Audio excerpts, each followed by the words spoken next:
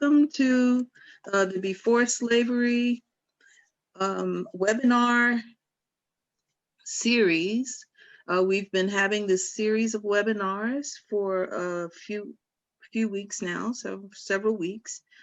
And we welcome you and thank you for attending today's webinar entitled The Black Jews of Africa. I am Pat Snipes, the founder and director of the Vibrant Health Association. And the Vibrant Health Association is the sponsor of this event. So on behalf of our special project that is called the Before Slavery Exhibition. And today we welcome, a warm welcome for highly respected guest, Dr. Edith Bruder. She is from the Department of Near and Middle East Studies, School of Oriental and African Studies, University of London, England. Edith has written a book entitled The Black Jews of Africa, History, Religion, and Identity. Special thanks to our moderator, who is Ms. Modesta Campinda. She's a gifted and dedicated scholar who is valued part of our Before Slavery team. Modesta is a graduate of Spelman College with a degree in International Studies, Political Science, and Government. She's very interested in energy distribution and sustainability. Ms. Campinda is an international traveler. She speaks several languages. She's from Zimbabwe, and that's where she is right now, moderating our event. And so I welcome Modesta Campinda. Thank you very much, Ms. Pat, for that kind introduction. It is an honor, and I'm so pleased to interview Dr. Edith Bruder today, especially on a very important topic that binds us all. And me being here in Africa, being Zimbabwean, this topic is very important to me. It is very important to a lot of African people and people in the diaspora, because it really tells pieces of our history which has been lost over centuries. So I am very honored to be interviewing Dr. Bruder today.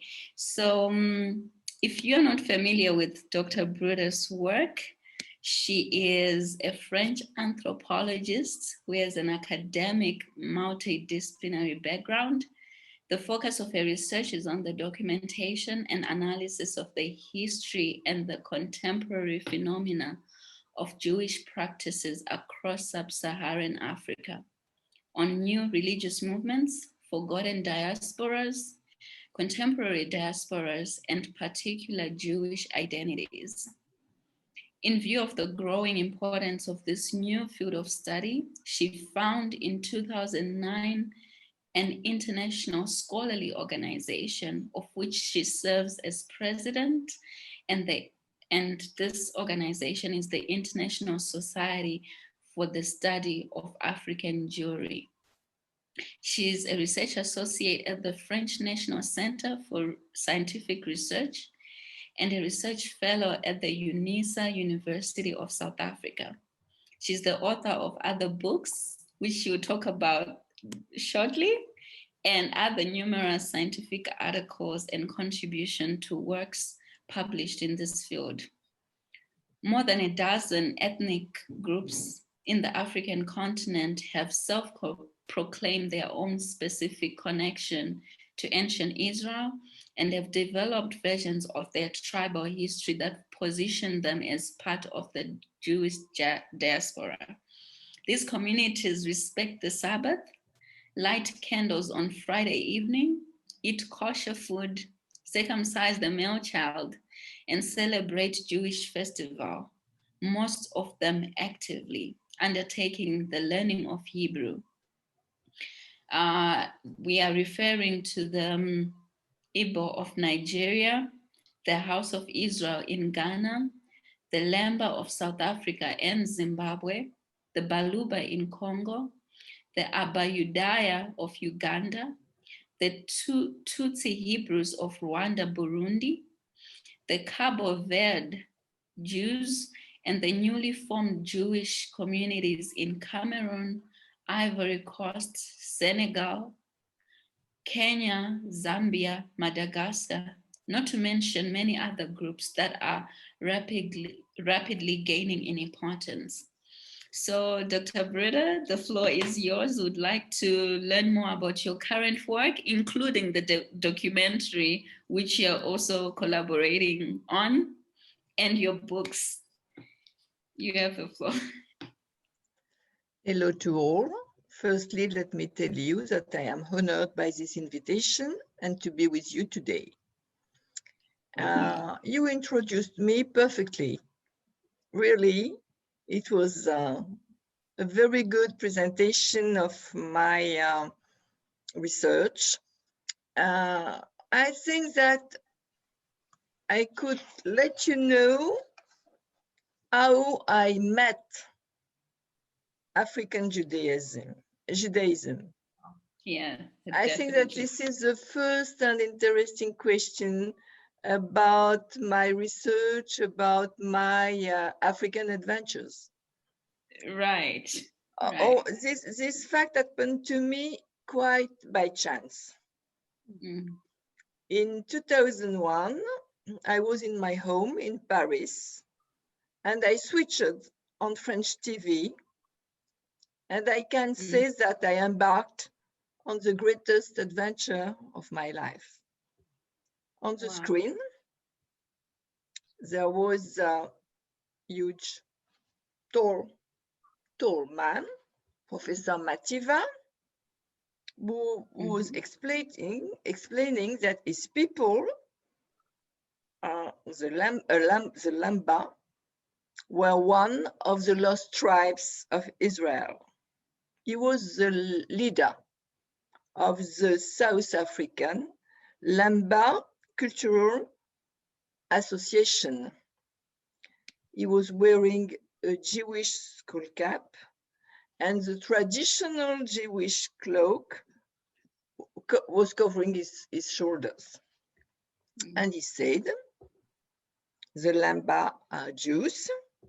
We are the descendants of Abraham, Isaac, and Jacob, and the rest of them all. Those are our blood relatives. You can imagine that it was my first contact. I was fascinated.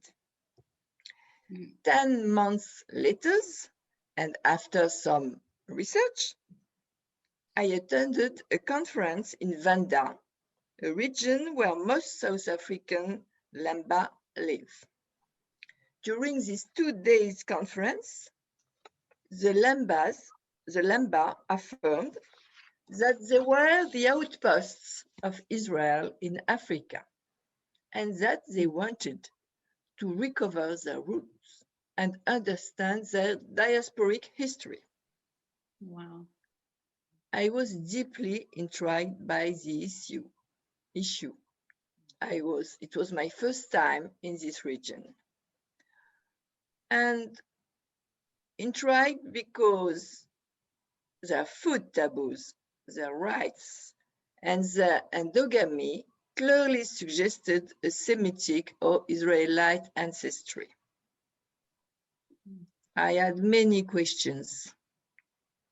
Had the mythic images of the Jews of Ethiopia as the lost tribes of Dan produced echoes throughout Africa? Would there be other unsuspected Jewish claimants in the continent? The unexpected dimension of the discovery of an African Jewish identity and the paucity of academic studies on Judaism in Africa stimulated me to undertake research. Then, this is the beginning of the story, I decided to follow the footsteps of the lost tribes in Africa and tell the story. Then, little by little, research and fieldworks have led me to discover that in Africa, more than a dozen ethnic groups have proclaimed their connection to ancient Israel. And you quoted them, both Nigeria, the House of Israel in Ghana, etc., Abba Yudaya, Tutsi, etc. Not to mention many other groups that are rapidly gaining in importance. The members of these various communities may number in the hundreds of thousands. Wow. Wow. Now I can answer your question Mhm. about the correlations between African Judaism and the Old Testament, because this is the core of the issue. The reading of the Old Testament is at the heart of African Judaism. The mythology of the lost tribes of Israel, the Solomon and Sheba legends, the issue of the biblical children of Cush, and the mythic representation of Ethiopia and Africa, to which we can add Isaiah and Zephaniah prophecies, were particularly significant to African people. So, to understand African Judaism, we have to look at the Old Testament first. That's right. So when we start from the Old Testament, and for those who had read your book, we know very well you take us step by step on the history, trekking from Abraham and down to the newest records of the Bible. So from the Bible as the earliest evidence of African Judaism, what are the other records that really tell this story, that really provide evidence of the Jewish tribes in Africa? It's more a question of correlations, of affinities, than evidence. Is the Bible a book of legends, or is it history? Nobody is able to answer. Some researchers decide that for themselves it's history. Others say that the narratives of the Old Testament are legends. Personally, I think that both are right. It's a mix. But anyway, it is the interpretation of the biblical passages that framed the way for the extrapolations connecting Africa with Hebrews and Jews. It's not so important. It's not so. There is no evidence, but the interpretation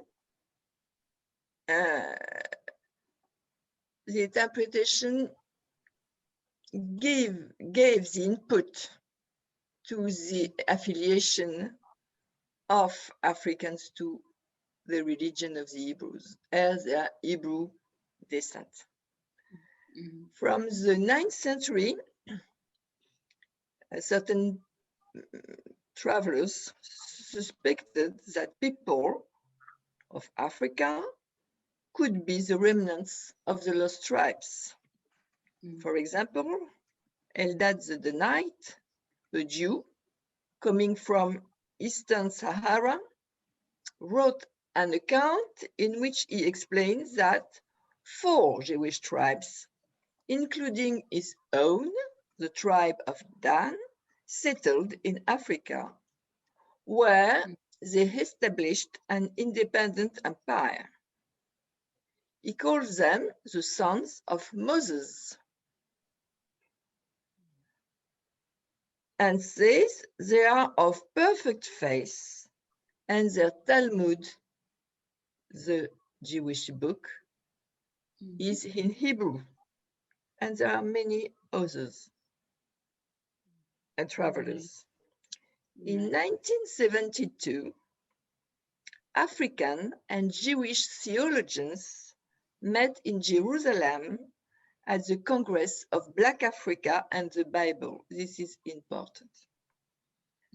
A theologian from Cameroon, Engelbert Weng, opened the conference with this explanation. We are the people of African believers, the people of the Bible, the one quoted by Prophet Isaiah, which, beyond the rivers of Cush, will bring to Yahweh, God, its offering on the mountain of Zion, where his name is worshipped. We came to learn the Holy Scriptures, the Bible's message, that is our message, because we are the people of the Bible, because Africa is the land of the Bible. Since Genesis, Africa and Black Africans are present in the Bible. The Bible's message is our message, and the people of the Bible are our people. You can find all the story in this quotation. So this identification with the Jews was strongly supported by the correspondences discovered by Christianized Africans between the Old Testament and their own traditions. I mean that for Africans people, ritual and rules found scattered throughout much of the Old Testament. These traditions are connected with the nearly universal taboos on food, birth, blood, and death. They identified that these traditions and rules had counterparts in African usages, and in fact, they rediscovered them, sometimes modified by African peoples in the Old Testament. I mean that Africans recognize their cultural rights in the Old Testament through beliefs, symbols, and practices, and they have used them through their oral traditions as an affirmation of their cultural and religious heritage. Right. So you find traditions, customs, though over thousands of years, but in spite of solid written records, but those cultural practices that are still present, being practiced by different ethnicities and tribes, show on their own as evidence. African people could recognize the correspondences because their ancient practices passed down through generations and traditions of the Old Testament. This is one more reason. That is right. So you have given that. Can you also tell us more about the African groups that have been genetically proven to have their ancestry in ancient Israel, especially the southern part, the two tribes which you mentioned in your book? Okay. I have to tell you that in recent decades, genetic anthropological studies have shown that the different Jewish populations of the world cannot claim a single descent from the Hebrews and the Near East. This point is very important because Jewish tradition claims that essentialist thinking of Jewish tradition claim that the only way to be a Jew is to be a descendant from the Hebrews. That's right. This is at the opposite of what genetic anthropological studies have shown recently. For example, a study has shown that the genetics of the Beta Israel, who know who they are the Ethiopian Jews, who are Jews and Israeli citizens, that their genetics was close to the Ethiopian non-Jewish populations. Wow. This is consistent with the theory that Beta Israel are descendants of ancient inhabitants of Ethiopia, not from the Middle East, but they are Jews. What I mean is that genetics is an additional element of understanding the origin, but not a proof in itself. This is an important point. The various genetic studies on the Lamba have revealed, firstly, that they had Semitic genes and established that they have a non-African paternal descent, which is perfectly consistent with their oral traditions of a Yemenite origin and their cultural practices. The Lamba's oral tradition recounts that the first Lamba coming from Sena in the north were men who married African women. This is perfectly consistent by the finding of the genetic studies. The second important point is that the Lamba share some of the markers found in other Jewish populations. I mean the Cohen modal haplotype, CMH. This marker is a marker of the Kohanim, who are the Jewish priests.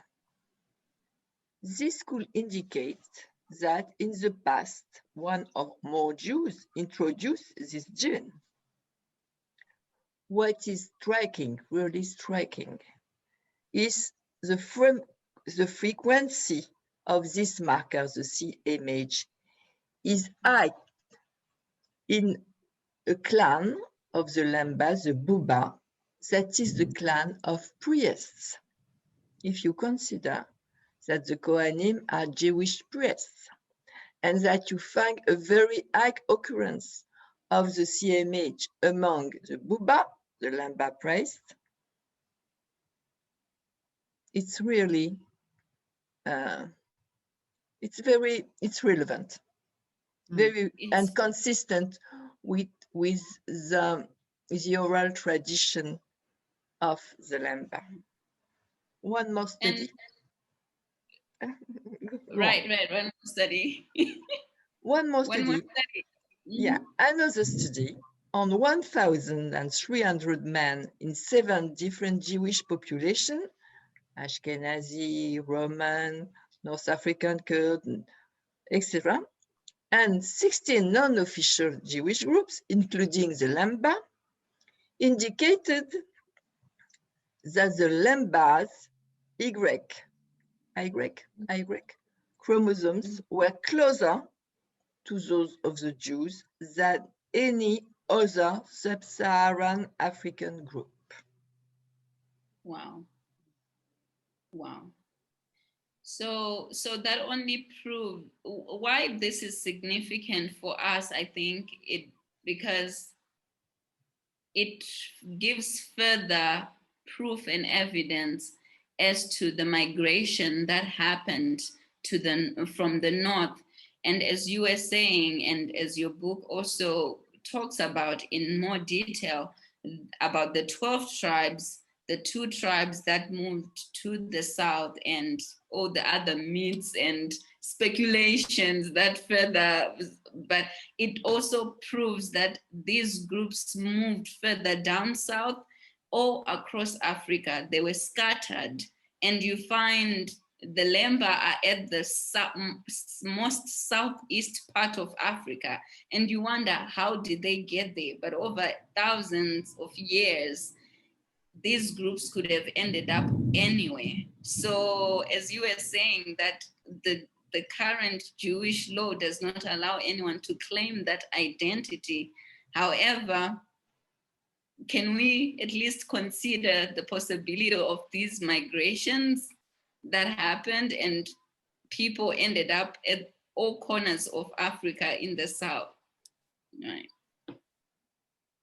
According to, as far as I know,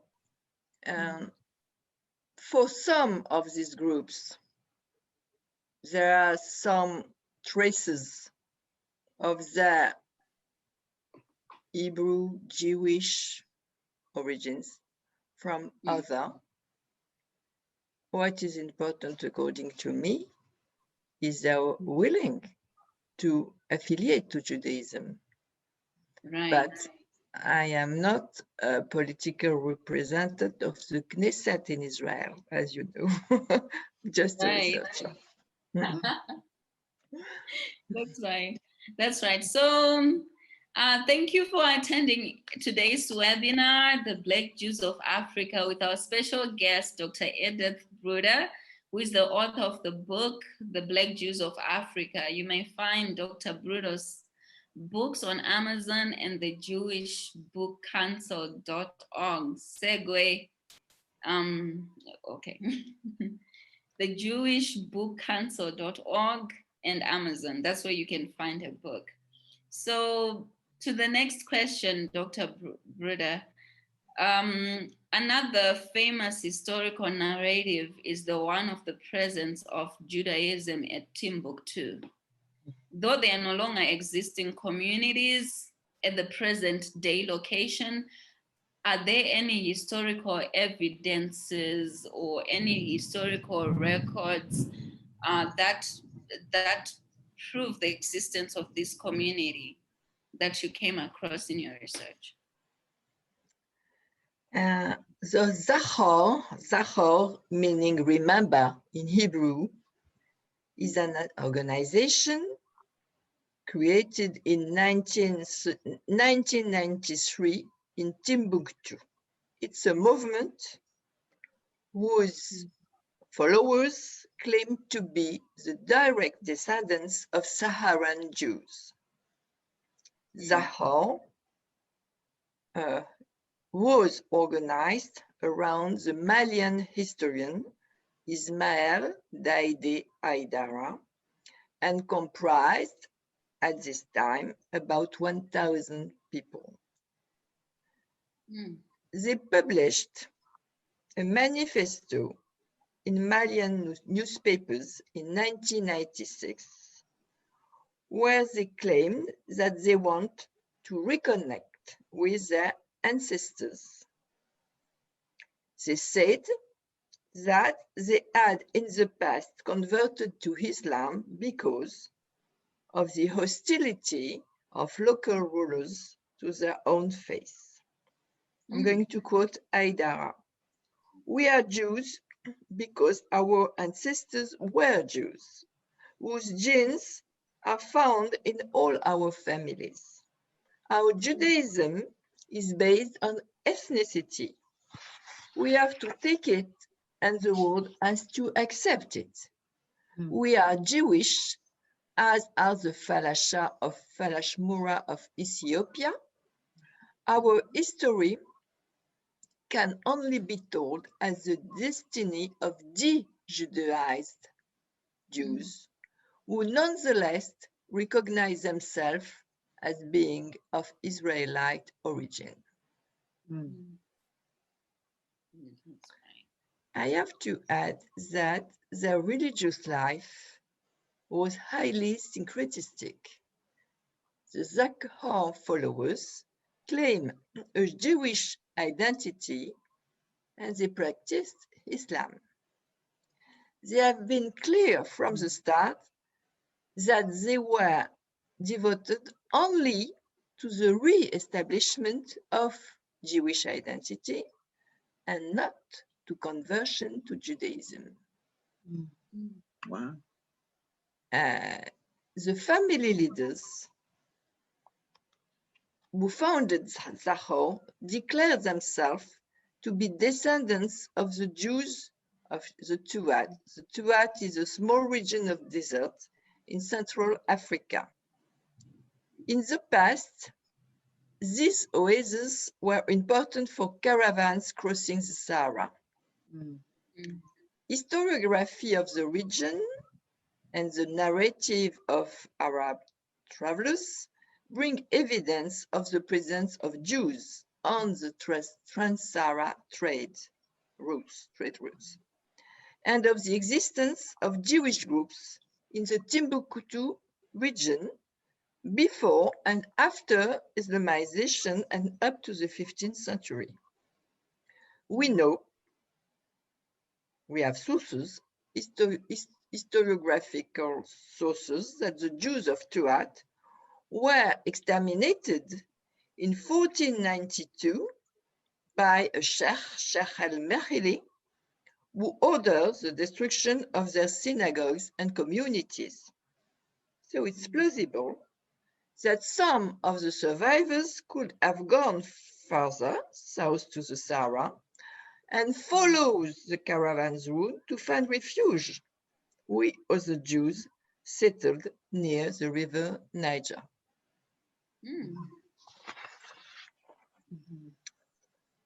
Moreover, the Zachor possessed 14 commercial and legal manuscripts obtained from a set of family archives that refer to these families. Most of the documents are written in Arabic, some are in Judeo-Arabic, some have handwritten notations in Hebrew script. Wow.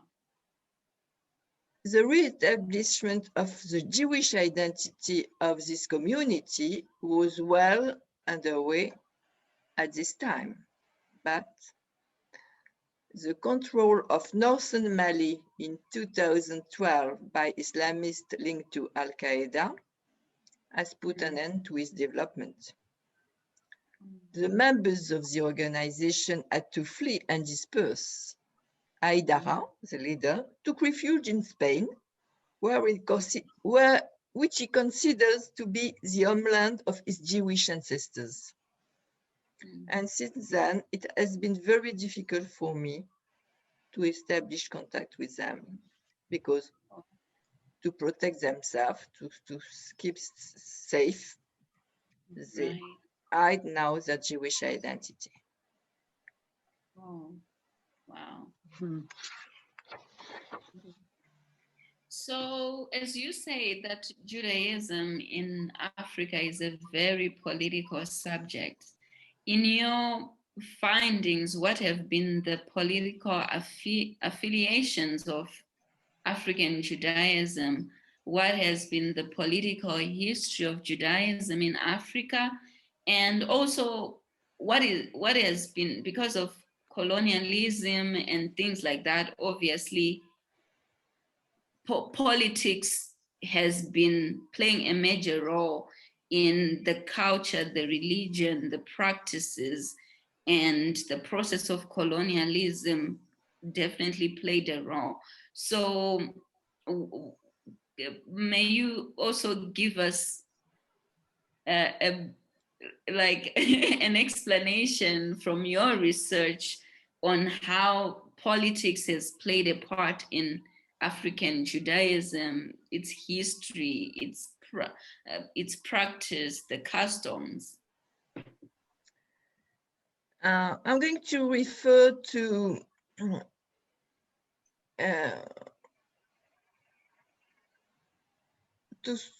Africans, for example, to African texts, linking the political history of Judaism in Africa and the story of God's liberation of the Hebrews and the feeling of the Africans. with regard to their own liberation. This is what somebody, a very prominent African researcher, which name is Ekbonk, names liberation hermeneutics. God standing on the side of the oppressed to liberate them, like in the book of Exodus. So the political affiliation of Africans with Judaism, the first step is the idea of liberation. In fact, African Jews' encounter to Judaism is related to resistance to what you said, white supremacy and colonialism, and the quest for a politically effective cultural identity. I am going to give you examples. In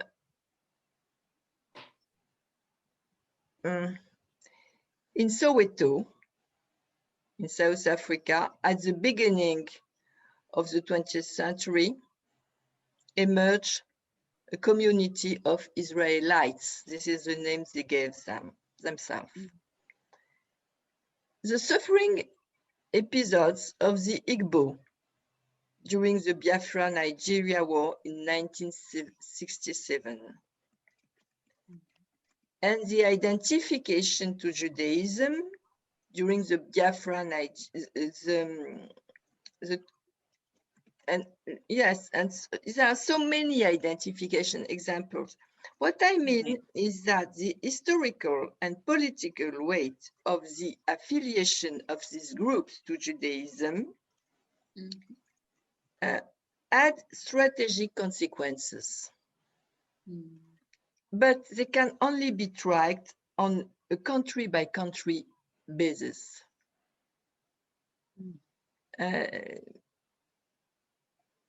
And I can point out, and I have to point out, that they can be associated with similar movements occurring in India, with the emergence of Jewish community, such as the Bene Israel in Andhra Pradesh, of the Bene Menashe of Mizoram.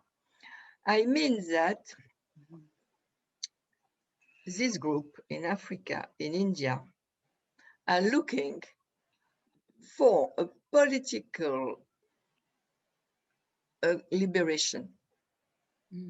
And Judaism is the way to access it for them. But it's not possible to examine this. Each country has its own political organization.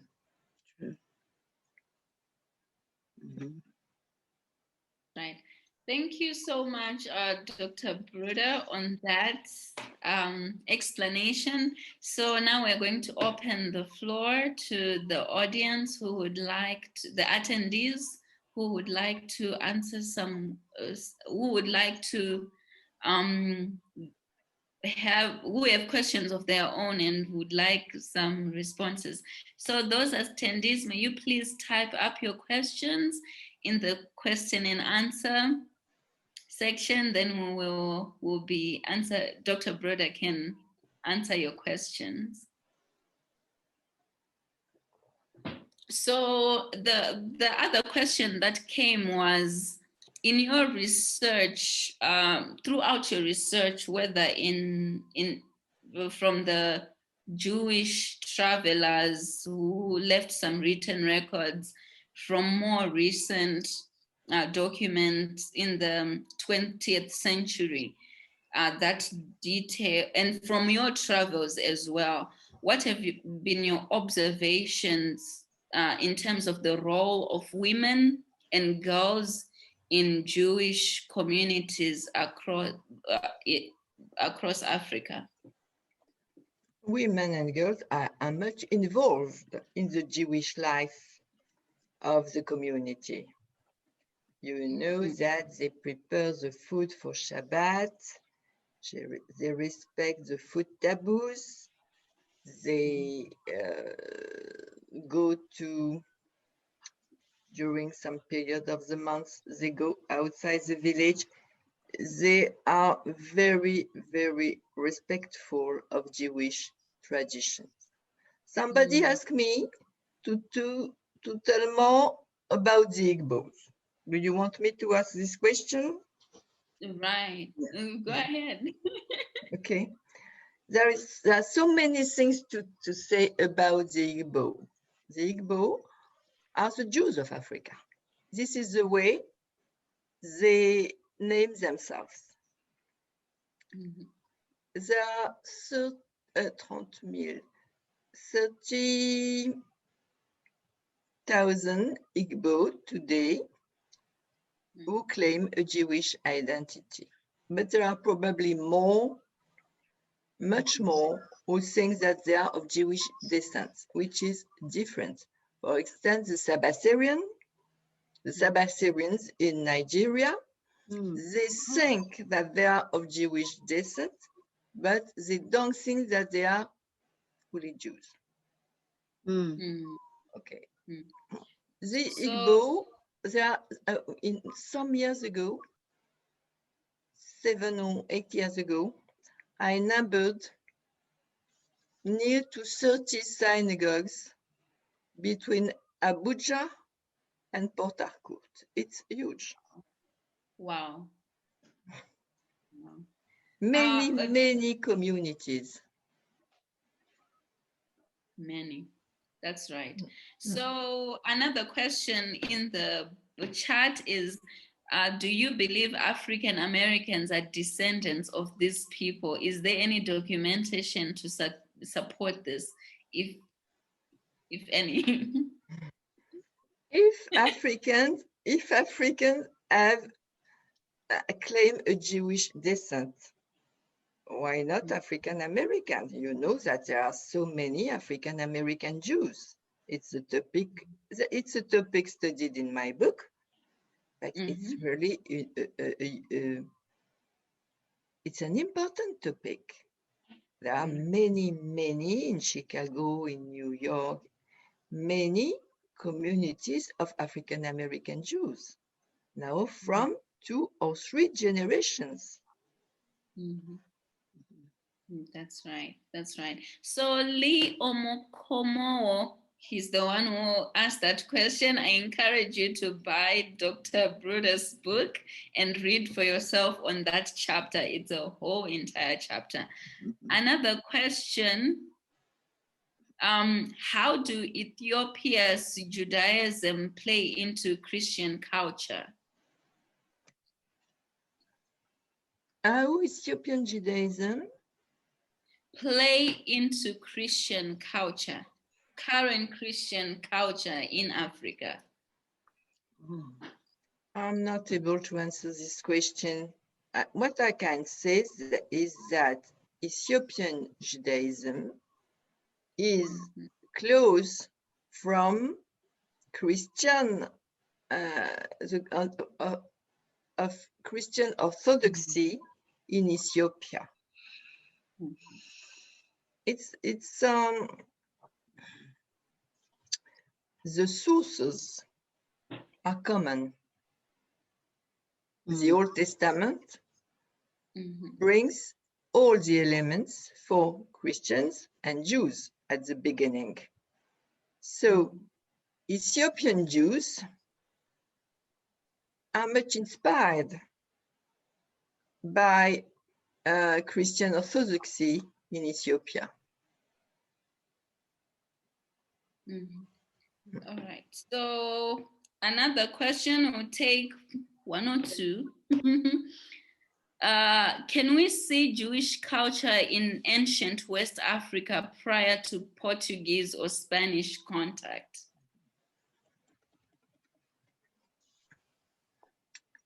That's going back in history. Yeah. I think that if we want to have a safe ground, we should start seriously by the first contact with Portuguese and Spanish, because you know that there is no written sources. We Right. can imagine many things, but Right. to be serious, we need to have documents, and we don't have any documents before this period of time. And that is true for most of African history. I'm Zimbabwean. Exactly. And most of our ethnic groups, we don't have any written history. We have rock paintings which Yes. show Yes. an ancient way of life, which is Mm. like the Egyptian paintings as well, the Yeah. hieroglyphics and stuff. But to have records that show history, we don't. What we have is oral tradition, stories that are Exactly. passed from generation to generation. But these Mhm. stories can be disrupted when there is a war or when there is a cultural transformation, like the introduction of Christianity. Most of our oral tradition was lost, and we became English in a sense. Exactly. So Exactly. that is the same with oral tradition. Cultural. So we need to start writing our own stories Exactly. so that our children 200 years from now Sure. will know about our stories. Mm-hmm. So, Miss Pat. Mm-hmm. Okay, well, thank you so much. This has been very, very insightful. I would like And- to add something. Mhm. I would like to say that during my various fieldworks in Africa, I have followed this strong strand of what I call philo-Semitism.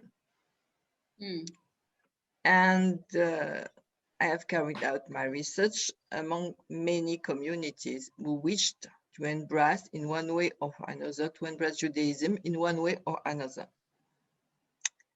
If one takes into account, so there is a very strong trend of philo-Semitism in Africa. If one takes into account the demographic projections of the United Nations, which indicates that in 2100, 40% of the planet's inhabitants will be African. We are attending the very beginning of a phenomenon which modifies both the religious landscape of Judaism and that of Africa. Wow.